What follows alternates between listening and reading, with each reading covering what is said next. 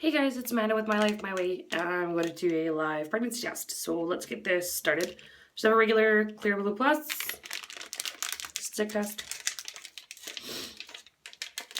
If I can get it open this morning. Apparently it's going to be more complicated than I wanted it to be. But it's empty.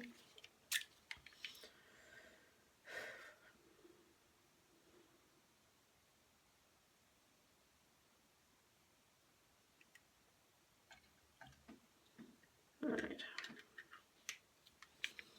Start to go across there. Stick it back in the wrapper. Oh, okay, so we'll let that sit for a couple minutes. For those of you guys that don't know me, that haven't been following me, we were using fertility treatments late last year. On the third round of them, we got pregnant in October, and sadly we miscarried in January, and it sort of became its own little saga. I've had one natural cycle since, so this is my first cycle back on the medications I'm using. Femara, I'm at 5 milligrams from days 3 to 7.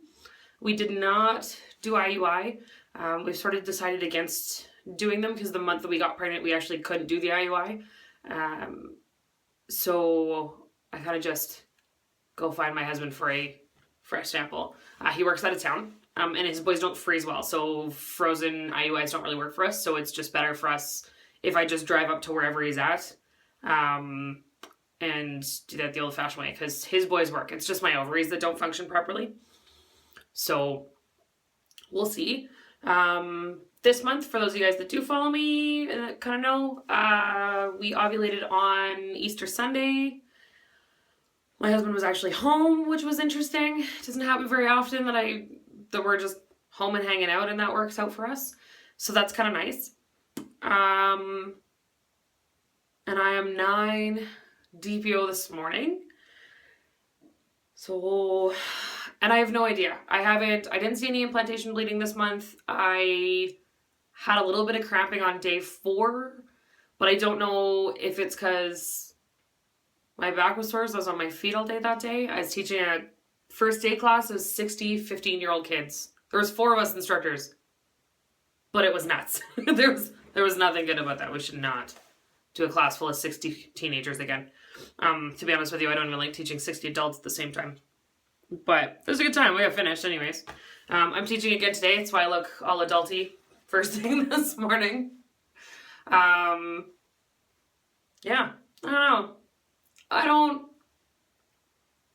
I have no idea this month. I have been nauseous for like the last week on and off, but even that was like too early for it to have actually been pregnancy stuff. I had kind of a rough week emotionally last week, so I've sort of been burning a hole in my stomach. I'm prone to ulcers, so to get nausea from an ulcer or when I'm like wearing down the lining is pretty common in my life. But normally with that, I feel better after I eat, and that's not necessarily true these days. But when I had morning sickness with my last pregnancy, it got worse after I ate, and this right now is more intermittent than it is anything else. So I have honestly no idea if it's positive or negative. I don't know. It's 9 DPO. So if it's negative today, I'm still going to test again tomorrow. If you guys know me in person, please don't post the results, positive or negative, anywhere, just other than on here. My husband's out of town, so I'm not actually allowed to tell him the answer on whether it was positive or negative until he gets home, which I thought was going to be this Saturday, so I was just going to wait, kind of hold off and test with him. But I miscounted. I thought he was coming home on 10 DPO, and I'm just out of my mind.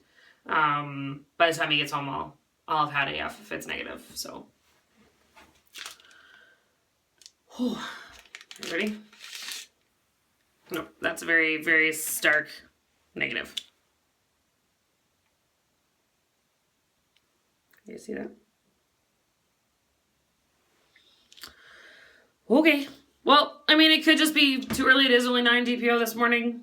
You never really know, but I'm not really holding out a whole lot of hope that this cycle worked. Crappy.